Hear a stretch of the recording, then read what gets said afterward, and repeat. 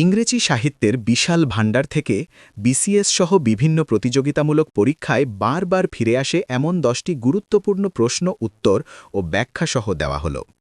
এই প্রশ্নগুলো আয়ত্তে থাকলে আপনি অনেকটা এগিয়ে থাকবেন। ১. ইংরেজি সাহিত্যের জনক কে? উত্তর জফরি চসার। তাকে ইংরেজি কবিতারও জনক বলা হয়। তার বিখ্যাত কাজ হল the Canterbury Tales. ২. To be or not to be, that is the question. উক্তিটি কার? এটি উইলিয়াম শেক্সপিয়ারের বিখ্যাত ট্র্যাজেডি নাটক হ্যামলেটের মূল চরিত্রের একটি উক্তি। ৩. আধুনিক ইংরেজি উপন্যাসের জনক হিসেবে কে পরিচিত? উত্তর ড্যানিয়েল ডেফো। তার কালজয়ী উপন্যাসটির নাম রবিনসন ক্রুসো। অনেকে হেনরি ফিল্ডিংকেও জনক বলেন, তবে অপশানে ডেফো থাকলে তাকেই অগ্রাধিকার দেওয়া হয়। ৪. ইংরেজি সাহিত্যের মর্নিং স্টার অব রেফরমেশন বলা হয় কাকে? উত্তর জন ওয়াইক্লিফ। তাকে ইংরেজি গদ্যের আদি জনকও বলা হয়। ৫. রোম্যান্টিক যুগের শুরু হয়েছিল কোন বইটির মাধ্যমে? উত্তর লিরিক্যাল ব্যালেডস। এটি ১৭৯৮ সালে উইলিয়াম ওয়ার্ডসওয়ার্থ এবং এস.টি. কোলরিজ যৌথভাবে প্রকাশ করেছিলেন।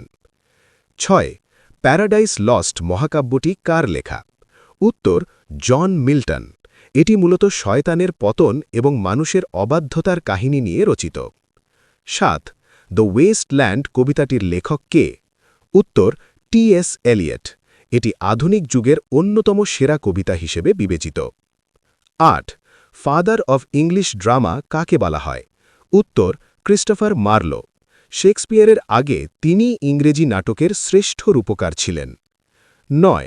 আ thing of beauty is a joy forever. পংক্তিটি কার? উত্তর এটি বিখ্যাত রোম্যান্টিক কবি জন কিটসের এন্ডিমিয়ান কবিতা থেকে নেওয়া। তাকে পোয়েট অফ বিউটি বলা হয়। ১০. ভিক্টোরিয়ান যুগের প্রতিনিধি কবি কে? উত্তর অ্যালফ্রেড টেনিসন। তার বিখ্যাত কবিতাগুলোর মধ্যে রয়েছে ইউলিসিস এবং ইন মেমোরিয়াম। বিশেষ নোট: ইংরেজি সাহিত্যের যুগ বিভাগগুলো, যেমন এলিজাবেথেন এজ, রোম্যান্টিক এজ এবং কবিদের উপাধিগুলো বা টাইটেলসগুলো মনে রাখা পরীক্ষার জন্য অত্যন্ত জরুরি।